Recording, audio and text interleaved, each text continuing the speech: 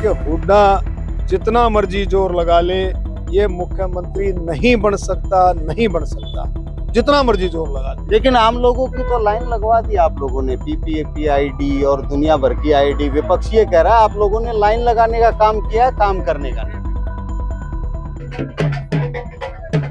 नमस्कार, पंजाब केसरी टीवी में आपका स्वागत है। और इस दिवाली के अवसर पर रोहतक शहर के लोगों को आज हरियाणा सरकार ने एक तोहफा दिया है, और वो तोहफा है एक रेलवे ओवरब्रिज बना है, और उसकी कीमत लगभग 47 करोड़ रुपए के आसपास उसकी कीमत है।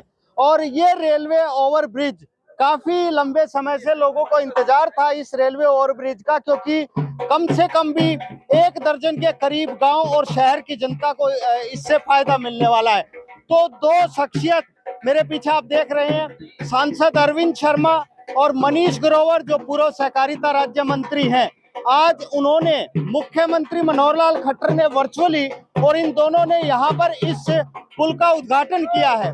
हम बात करते हैं कि इस पुल से क्या फायदे होने वाले हैं। डॉक्टर साहब, दिवाली है और एक शहर को तोहफा मिला है, क्या बेनिफिट्स हैं इसके? देखिए, कई कई घंटे जो जाम की व्यवस्था रहती थी इस इलाके में, कच्चा बेरी रोड पर, और किसान इससे परेशान रहता था, स्टूडेंट्स परेशान रहते थे, वैसी संस्था के स्टाफ के मेंबरान हैं, जनता परेशान रहती थी, आम आदमी परेशान रहता था। कम से कम 70,000 की जनता ये पुल ना बनने से जाम में फंसी रहती थी, आने मतलब समय समय पर। और आज उस चीज से निजात मिलेगी, उस चीज से छुटकारा मिला है। माननीय मुख्यमंत्री जी का हम तहे दिल से धन्यवाद देते हैं। एक इतनी बड़ी सौगात, जो इतना बड़ा काम कितने सालों से, मैं कहूँगा बहुत साल से ये काम रुका पड़ा था, और आज मोदी जी के नेतृत्व में, खट्टर साहब के नेतृत्व में, खट्टर साहब ने इस काम को पूरा किया।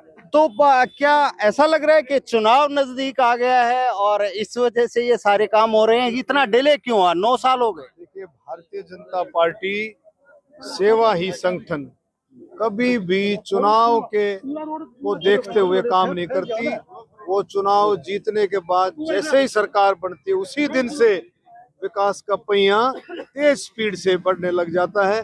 भारतीय जनता पार्टी कभी चुनाव की दृष्टि से इस तरह की बातें नहीं करती। वो हमेशा हर दिन भारतीय जनता पार्टी के लिए चुनाव है। डॉक्टर साहब, आप लोग भी दावे कर रहे हैं कि बहुत विकास कर दिया। कांग्रेस पार्टी ने यह दावा किया कि हमने भी पिछले 10 साल के शासनकाल में बहुत तो जनता तो कंफ्यूज है, किसको वोट देगी?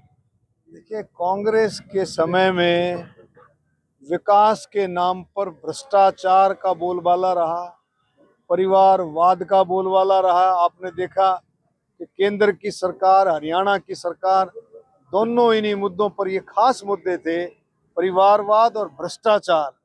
और आज भी वही लोग हैं जो 2014 में जिनके जुम्मे से सरकार गई थी, जिनकी जिम्मेदारी से सरकार गई थी, जिनके नाम पर सरकार गई थी, वही लोग अब फिर से दावा करते हैं कि अभी हमारे को मौका दो, हम मुख्यमंत्री। बिल्कुल जनता समझ चुकी है, आम आदमी समझ चुका है, किसान, गरीब, दलित, बैकवर्ड, हर एक समझ चुका है कि वो धोखा दे करके फिर से सत्ता हथियाना चाहते हैं। लोग बिल्कुल भी उनको सुनने वाले नहीं है। और डबल इंजन की सरकार, इसी तरह से डबल इंजन की सरकार हरियाणा में चलती रहेगी, लोगों के आशीर्वाद से। फिर आपने ऐसा क्या कर दिया जो जनता आप लोगों पे विश्वास करे? हमारे काम देखो, ईमानदारी से काम हो रहे हैं। आप देखो, ये एलिवेटेड फ्लाईओवर जो है ये बनाया है कच्चा बेरी रोड पर। इससे पहले आपने एलिवेटेड और ब्रिज बना था, इसके पहले ऑर्बिटल कॉरिडोर है, मेट्रो आ गई है, आपका महम वाली जो लाइन है वो है। शहर को बिल्कुल क्या कहते हैं, जाम मुक्त कर दिया है शहर को, कोई फाटक छोड़ा ही नहीं है शहर के लिए। तो बहुत सारी चीजें हैं कि जो भारतीय जनता पार्टी के नेतृत्व में, भारतीय जनता पार्टी के समय में हुई है, और आगे भी इसी तरह के प्रोग्राम, इसी तरह के विकास के काम चलते रहे। लेकिन आम लोगों की तो लाइन लगवा दी आप लोगों ने, पीपीएफी आईडी और दुनिया भर की आईडी। विपक्ष ये कह रहा है आप लोगों ने लाइन लगाने का काम किया है, काम करने का नहीं। विपक्ष का काम, विपक्ष को इस बात का डर है कि मनोहर लाल खट्टर जी के नेतृत्व में पूरे देश में हरियाणा सरकार की जो ट्रांसपेरेंसी है, पारदर्शिता है, पारदर्शिता है, विपक्ष इस बात से घबराया हुआ है। विपक्ष को इस बात का पता है कि जिस तरह से खर्ची और पर्ची के ऊपर वो चला रहे थे, वो फिर से हमारे माननीय मुख्यमंत्री मनोहर लाल जी ने उस चीज को, उस प्रथा को समाप्त किया। उस प्रथा को समाप्त करके ट्रांसपेरेंसी, नौजवानों को मेहनत का रास्ता दिखाया, ईमानदारी से नौकरियां मिलने का रास्ता दिखाया। आज नौजवान खुश है, लेकिन उसी चीज को दोबारा से वो उसी बात को लेके जा रहे हैं कि खर्ची और पर्ची फिर से शुरू होगी, पर्ची का सिस्टम फिर से शुरू होगा।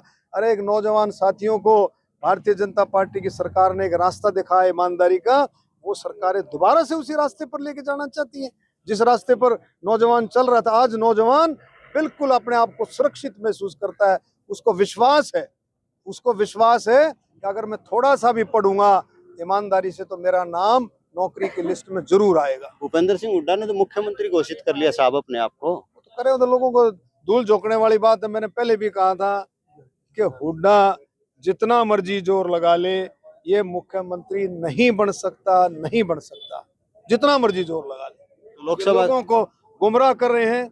और मैंने पहले भी एक बात कही थी कि जिस तरह से लोगों को गुमराह कर रहे हैं, उसके वही लोग जिनको पता है कि भाई अगर हुड्डा मुख्यमंत्री अब की बार नहीं बना तो भाई हमारा कोई लेना देना, कोई चारा नहीं है। हमारी जो सिस्टम, जो उनकी दुकान चल रही थी, वही लोग उसको उठाए घूमते हैं।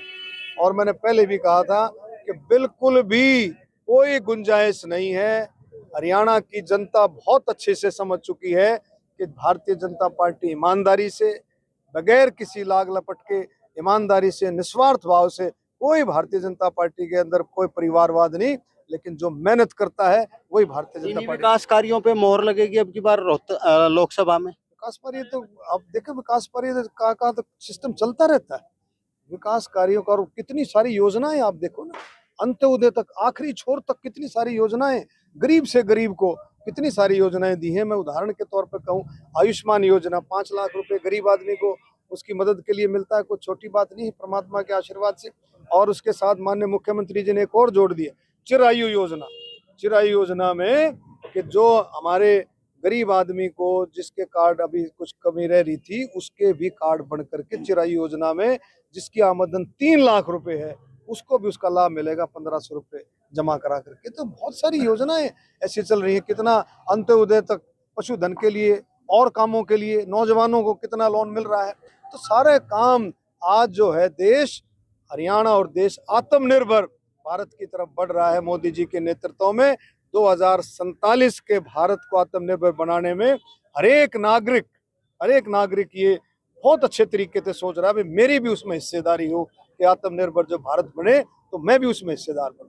तो डॉक्टर अरविंद शर्मा को आपने सुना, और उनका साफ तौर पर ये कहना है कि जो विकास कार्य करवाए जा रहे हैं उन पर लोकसभा चुनाव में मोहर लगेगी और एक बार फिर से भारतीय जनता पार्टी की सरकार बनेगी। अब देखना ये है कि जो ये विकास कार्य अभी चुनाव से थोड़े से दिन पहले पूरे हो रहे हैं, इनका चुनाव के नतीजों पर क्या परिणाम देखने को मिलेगा। रोहतक से मैं दीपक भारद्वाज, पंजाब केसरी टीवी। हमसे जुड़े रहने के लिए हमारे YouTube चैनल को सब्सक्राइब करें और नई वीडियो की नोटिफिकेशन के लिए बेल आइकॉन को दबाएं। अगर आप ये वीडियो Facebook पर देख रहे हैं तो लाइक जरूर करें और ज्यादा से ज्यादा शेयर करें। धन्यवाद।